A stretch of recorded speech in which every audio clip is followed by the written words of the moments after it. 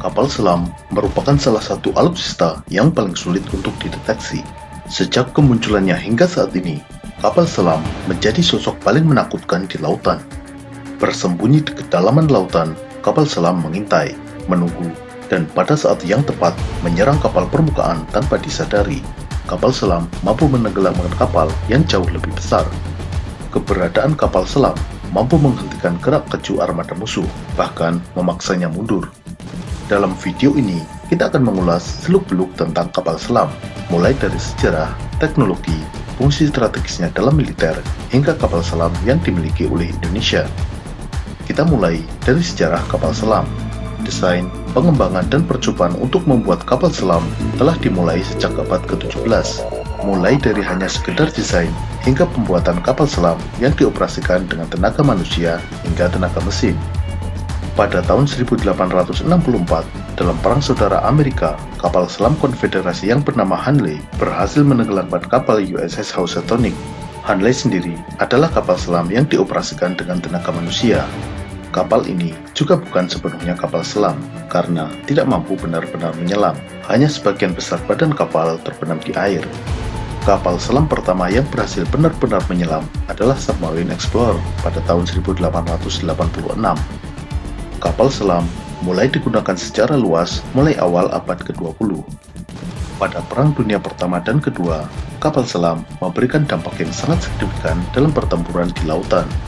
Jerman menggunakan kapal selam yang diberi nama Unterseeboot yang berarti underwater boat, disingkat U-boat, atau dalam bahasa Inggris dilafalkan U-boat. Selama Perang Dunia Pertama, U-boat milik Jerman menenggelamkan lebih dari 5.000 kapal sekutu, baik kapal perang maupun kapal dagang. Dalam Perang Dunia Kedua, 3.000 kapal sekutu terdiri dari 175 kapal perang dan 2.825 kapal dagang ditenggelamkan oleh U-boat Jerman.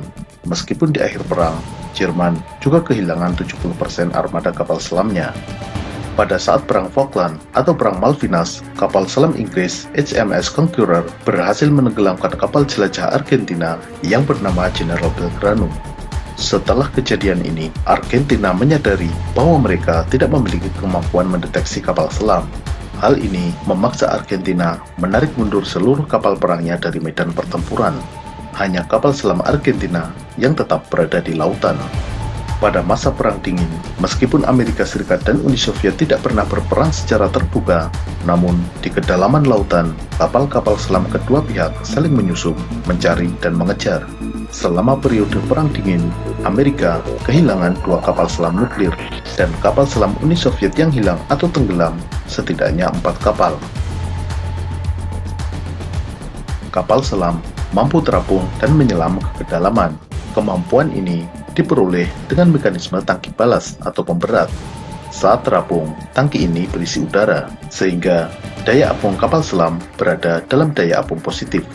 Ketika akan menyelam, udara dalam tangki balas dipindahkan ke tangki kompresor, sehingga tangki balas terisi air laut. Kapal berada dalam daya apung negatif, sehingga mampu menyelam. Jika akan naik kembali, udara dari kompresor dipindahkan lagi ke tangki balas, sehingga air keluar digantikan udara. Kapal pun mengapung kembali. Tetapi, realitas sebenarnya tidak sesederhana itu. Faktor tekanan hidrostatik, perbedaan kadar garam di permukaan dan kedalaman laut yang berakibat perbedaan massa jenis, dan faktor-faktor lainnya membuat kapal selam selalu berada dalam kondisi equilibrium yang tidak stabil, bisa mengapung atau tenggelam tanpa diinginkan. Untuk itu, untuk menjaga kestabilan ini, terdapat tangki kontrol kedalaman. Tangki ini bekerja terus-menerus memasukkan dan membuang air untuk menjaga kestabilan kapal selam. Lambung kapal selam terdiri dari 2, yaitu lambung bagian luar dan lambung bagian dalam. Lambung bagian luar merupakan lambung yang tidak kedap air. Fungsinya, salah satunya adalah memberikan bentuk yang hidrodinamis untuk mengurangi drag atau hambatan. Dengan bentuk hidrodinamis ini, kapal selam bisa melaju lebih mudah di dalam air. Sementara lambung bagian dalam merupakan lambung yang kedap air, yang memisahkan antara interior kapal selam di mana awak kapal selam berada dengan lingkungan luar kapal yang berupa air. Awak kapal selam berada dalam interior dengan udara bertekanan sama dengan atmosfer, sedangkan di luar terdapat air di kedalaman laut dengan tekanan sangat tinggi. Perbedaan tekanan yang besar ini menuntut struktur lambung kapal selam yang sangat kuat. Jika ada kesalahan, baik dari perancangan, material, atau proses pembuatan, maka kapal selam bisa berpotensi remuk terkena tekanan air yang sangat besar. Untuk itu, kapal selam menggunakan material khusus. Kapal selam Indonesia yang dibeli dari Korea Selatan menggunakan material baja HY100. Baja ini memiliki kekuatan 3 kali lipat dibandingkan baja untuk kapal konvensional. Untuk memaksimalkan kekuatan agar tekanan merata, lambung bagian dalam kapal selam harus memiliki penampang berbentuk lingkaran sempurna. Pembuatan kapal selam kelas Changpuku dengan diameter 6,3 meter, penampangnya berbentuk lingkaran dengan toleransi error maksimal 0,2 mm. Hal ini membutuhkan teknologi manufaktur yang sangat presisi. Untuk itu, pembelian kapal selam oleh Indonesia salah satunya adalah dalam rangka memperoleh transfer teknologi pembuatan kapal selam. Saat ini, ada dua tipe utama kapal selam yang digunakan oleh militer, yaitu kapal selam diesel elektrik dan kapal selam nuklir. Kapal selam nuklir menggunakan reaktor nuklir sebagai sumber tenaga penggerak. Reaktor nuklir ini memanaskan air dan merubahnya menjadi uap bertekanan tinggi. Tekanan uap ini menggerakkan turbin uap. Putaran turbin uap bisa digunakan secara langsung untuk memutar baling-baling kapal, juga digunakan untuk memutar generator sehingga menghasilkan listrik. Bahan bakar reaktor nuklir dapat digunakan secara terus-menerus 20-30 tahun. Oksigen dan air bersih dapat dihasilkan dari pemrosesan air laut. Oksigen dihasilkan dengan proses elektrolisis yang memisahkan oksigen dan hidrogen dari molekul air. Sedangkan air tawar diperoleh melalui pemrosesan air laut dengan reverse osmosis. Satu-satunya yang membatasi durasi menyelam kapal selam nuklir adalah suplai bahan makanan.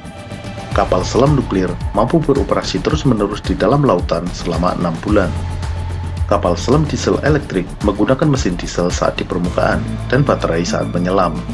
Karena menggunakan baterai, kapal selam diesel elektrik secara berkala harus naik ke permukaan untuk menyalakan mesin diesel dalam rangka mengisi baterai. Memang, kapal selam ini tidak perlu benar-benar muncul ke permukaan, namun bisa tetap menyelam beberapa meter di bawah permukaan dan menggunakan snorkel untuk suplai udara. Meskipun dengan keterbatasan durasi menyelam, kapal selam diesel elektrik memiliki keunggulan dalam hal stealth. Ketika menyelam dan beroperasi dengan tenaga baterai, kapal selam ini sangat senyap. Ini berbeda dengan kapal selam nuklir, di mana saat menyelam, pompa pendingin reaktor dan mesin turbin uap menghasilkan suara yang sangat berisik, sehingga kapal selam diesel elektrik jauh lebih sulit dideteksi daripada kapal selam nuklir. Di kedalaman samudera, tidak memungkinkan untuk melihat secara visual.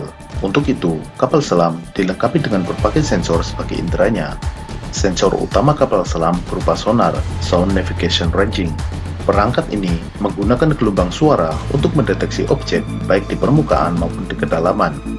Penggunaan sonar ini dikarenakan di dalam air, radar tidak dapat digunakan secara efektif. Gelombang radar diserap oleh air, sehingga jangkauan deteksinya di dalam air sangat terbatas. Sedangkan gelombang suara mampu merambat sangat baik di dalam air. Kecepatan rambat gelombang suara di dalam air 4 kali lipat lebih cepat dibandingkan di udara. Ada dua jenis sonar, yaitu sonar aktif dan sonar pasif. Sonar aktif memancarkan gelombang suara. Gelombang suara ini dipantulkan oleh objek lain. Pantulan gelombang suara ini kemudian ditangkap kembali oleh sensor pada kapal selam. Jeda waktu antara gelombang suara dipancarkan dan diterima digunakan untuk menghitung jarak objek tersebut. Frekuensi suara yang dipancarkan oleh sonar aktif umumnya adalah frekuensi suara yang dapat didengar manusia, dan suara ini sangat keras. Para penyelam yang kebetulan bertemu dengan kapal selam merasakan suara sonar ini menyakitkan telinga mereka. Sedangkan sonar pasif tidak memancarkan apapun. Sonar pasif ini mendengarkan suara yang dihasilkan oleh objek-objek di lautan. Sumber suara ini misalnya berasal dari getaran mesin kapal, riak air dari gerakan kapal, hingga suara kru kapal maupun kapal selam. Kapal selam modern dilengkapi dengan beberapa sonar sekaligus untuk mendeteksi objek yang berbeda. Sonar utama merupakan sonar panoramik. Sonar ini mendeteksi objek-objek di luar kapal selam. Kemudian, sonar pendeteksi ranjau untuk mendeteksi adanya ranjau laut yang dipasang oleh musuh, sehingga kapal selam dapat menghindar dari melewati area yang dipasangi ranjau laut. Active Ranging Sonar merupakan sonar aktif yang memancarkan gelombang suara untuk mendeteksi objek di lautan, utamanya kapal musuh sebagai target. ship noise measurement, yang mengukur kebisingan dari kapal selam itu sendiri. Kapal selam yang terlalu bising berpotensi dideteksi oleh musuh. Passive ranging sonar yang mengukur jarak ke target. Flank array sonar untuk mendeteksi target dengan frekuensi rendah pada jarak menengah. Intercept passive sonar mendeteksi gelombang sonar yang dipancarkan oleh musuh dan mendeteksi posisi sumber sonar tersebut. Thought array sonar yang mendeteksi target jarak jauh. Persenjataan utama kapal selam adalah torpedo. Torpedo ini digunakan untuk menyerang baik kapal permukaan maupun kapal selam musuh. Torpedo diluncurkan dari kapal selam dan bergerak mencari sasaran. Ada jenis torpedo yang dikendalikan dari kapal selam maupun torpedo dengan sistem fire and forget yang dilengkapi dengan perangkat sonar. Ada pula gabungan keduanya. Saat diluncurkan, torpedo terus-menerus dikendalikan oleh sistem pada kapal selam. Antara kapal selam dan torpedo yang ditembakkan dihubungkan dengan kabel. Kabel ini bisa berupa kabel tembaga maupun kabel fiber optik. Ketika torpedo sudah mendekati sasaran, kabel ini dilepas dan torpedo menuju sasaran dengan sensor sonar pada torpedo tersebut. Ledakan torpedo memberikan dampak kerusakan yang jauh lebih besar daripada rudal permukaan. Karena meledak di dalam air, gelombang kejut ledakan torpedo menghasilkan efek yang bernama bubble jet effect. Torpedo yang meledak di bagian tengah kapal mampu mengakibatkan lambung kapal terbelah dan kapal pecah menjadi dua bagian. Selain torpedo, kapal selam juga dapat digunakan untuk membawa peluru kendali, baik rudal balistik maupun rudal jelajah. Amerika menggunakan kapal selam sebagai salah satu elemen dari triad nuklir, 3 wahana untuk membawa dan mengirimkan senjata nuklir. Ketiganya adalah rudal balistik antar benua, pesawat pembom strategis, dan kapal selam. Selain untuk peperangan laut dan peluncur peluru kendali, kapal selam juga digunakan sebagai sarana infiltrasi dengan membawa personil pasukan khusus untuk menyusup ke wilayah musuh. Karena perannya yang sangat strategis, Indonesia sebagai negara kepulauan mutlak membutuhkan armada kapal selam untuk menjaga kedaulatan perairan Nusantara. Pada era tahun 60-an, dalam mendukung operasi Trikora, Indonesia memiliki hingga 12 unit kapal selam operasional, ditambah 2 unit sebagai persediaan suku cadang. Kapal perang Indonesia memiliki aturan tersendiri dalam penomoran dan penamaannya. Untuk kapal selam diberi nomor dengan awalan angka 4 dan namanya diambil dari nama senjata dalam cerita pewayangan. 12 unit kapal selam yang dimiliki Indonesia pada masa Orde Lama diberi nama KRI Cakra, Nanggala, Nagabanda, Trisula, Nagarangsang, Candrasa, Alugoro, Cumandani, Wijayadanu, Pasopati, Indrajala, dan Bramastra. Kapal-kapal ini merupakan kapal selam kelas Whiskey buatan Uni Soviet. Meregangnya hubungan Indonesia dengan Uni Soviet setelah tahun 1965 membuat kapal selam ini kesulitan suku cadang dan akhirnya dipensiunkan tahun 1970. Indonesia pun mengalami kekosongan armada kapal selam.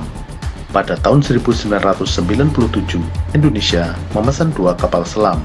Kapal selam tersebut merupakan tipe 209-1300 buatan Howaldtswerke dari Jerman. Kapal selam pesanan Indonesia tersebut akhirnya selesai dalam 4 tahun dan diluncurkan pada tahun 1981. Selama puluhan tahun, Indonesia hanya mengoperasikan 2 unit kapal selam tersebut. Baru pada tahun 2011, Indonesia melakukan penambahan inventaris kapal selamnya dengan menandatangani kontrak pembelian kapal selam sebanyak 3 unit dari Korea Selatan. Kapal selam ini dibuat oleh Daewoo Shipbuilding and Marine Engineering atau DSME. Kapal selam pertama selesai dikerjakan tahun 2015, diluncurkan tahun 2016, dan resmi bertugas di TNI Angkatan Laut mulai 2 Agustus 2017. Kapal ini diberi nama KRI Nagapasa dengan nomor lambung 403. Kapal selam Indonesia yang dibeli dari Korea Selatan tersebut masih satu keluarga dengan kapal selam pengadaan tahun 77, yaitu tipe 209 buatan Jerman. Hanya saja, yang ini adalah tipe 209-1400, sedangkan kapal selam kelas Cakra adalah tipe 209-1300. Indonesia membeli kapal selam kelas Changpuku yang telah ditingkatkan kemampuannya atau Improve Changpuku dan kemudian dikenal sebagai kapal selam kelas Nagapasa. Kapal selam kelas Nagapasa merupakan kapal kelas Changpuku yang telah dikembangkan dengan penambahan beberapa perangkat. Perangkat yang ditambahkan pada kapal selam kelas Nagapasa diantaranya perangkat sonar CSU-90, Sonar buatan Atlas Elektronik ini merupakan sonar aktif dan pasif yang terintegrasi, juga memiliki kemampuan tracking sasaran secara otomatis. Perangkat lain yang disematkan adalah RISM atau Radar Electronic Support Measurement yang bernama Pegaso buatan Indra Sistema dari Spanyol. Kapal selam ini menggunakan periskop buatan Hensoldt dari Jerman, terdiri dari periskop Zero 400 dan perangkat optikal elektronik OMS 100. Untuk mengecoh torpedo lawan, kapal selam kelas Nagapasa menggunakan pengecoh torpedo Suga buatan Aselsan dari Turki. Untuk persenjataan, kapal selam ini dilengkapi dengan peluncur torpedo berdiameter 53 cm. Peluncur torpedo ini bisa meluncurkan torpedo 53 cm atau 21 inch, semisal torpedo Black Shark atau IGSUT-264. Torpedo yang sudah dipasang adalah torpedo Black Shark buatan Italia. Kapal selam ini juga dapat membawa rudal anti kapal permukaan, semisal rudal Harpoon. Dalam pembelian kapal selam dari Korea ini juga terdapat proses alih teknologi. Pada proses pembuatan kapal selam KRI Nagapasa 403 dan KRI Arda Dedali 404, teknisi dari PT PAL dikirim ke Korea untuk mempelajari dan ikut dalam proses pembuatan kapal selam tersebut.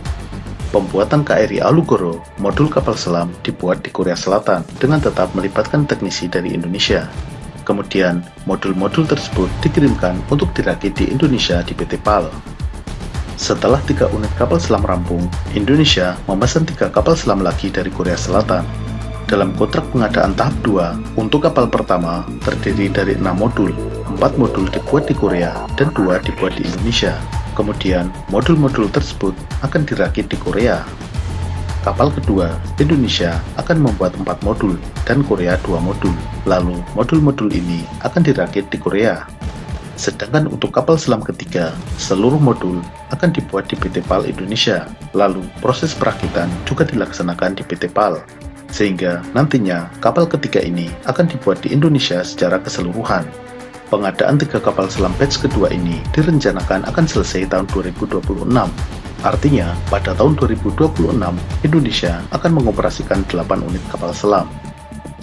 Saat ini, Indonesia memiliki 5 unit kapal selam, terdiri dari 2 unit kelas Cakra, yaitu KRI Cakra 401 dan KRI Nanggala 402. 3 unit kelas Nagapasa, yaitu KRI Nagapasa 403, KRI Arda Dedali 404, dan KRI Alugoro 405. Kapal selam kelas Nagapasa memiliki bobot 1.400 ton dengan panjang 61,3 meter. Kapal ini menggunakan tenaga 4 mesin diesel MTU 12V493. Mesin diesel ini dioperasikan saat di permukaan untuk menggerakkan kapal sekaligus mengisi baterai. Ketika menyelam, baterai tadi digunakan sebagai sumber tenaga. Kecepatan saat menyelam adalah 21 knot atau 38 km per jam. Kapal selam kelas Nagapasa mampu mengangkut 40 orang, termasuk kru dan personel pasukan khusus. Dengan bahan bakar dan suplai makanan, mampu beroperasi selama 50 hari, dengan daya jelajah 18.000 hingga 19.000 km. Dengan kekuatan ini, armada kapal selam Indonesia menjadi salah satu yang terkuat di Asia Tenggara, bersaing dengan Singapura. Thailand memesan 4 unit kapal selam dari Tiongkok, namun saat ini masih dalam proses pembuatan. Malaysia memiliki 2 kapal selam buatan Perancis, yaitu KD Tun Abdul Rahman dan KD Tun Abdul Razak. Vietnam memiliki 6 kapal selam kelas Kilo buatan Rusia. Singapura saat ini mengoperasikan 5 kapal selam, terdiri dari 4 kapal selam buatan Swedia dan 1 kapal selam buatan Jerman, yaitu RSS Invincible. Tambahan 3 kapal selam yang sejenis dengan Invincible saat ini masih dalam proses pembuatan. Sementara itu, Filipina, Brunei Darussalam, Myanmar, dan Kamboja tidak memiliki kapal selam. Di selatan Indonesia, Australia saat ini memiliki 6 kapal selam buatan Swedia. Australia memang berencana menambah 12 unit kapal selam, namun dijadwalkan baru terrealisasi tahun 2030.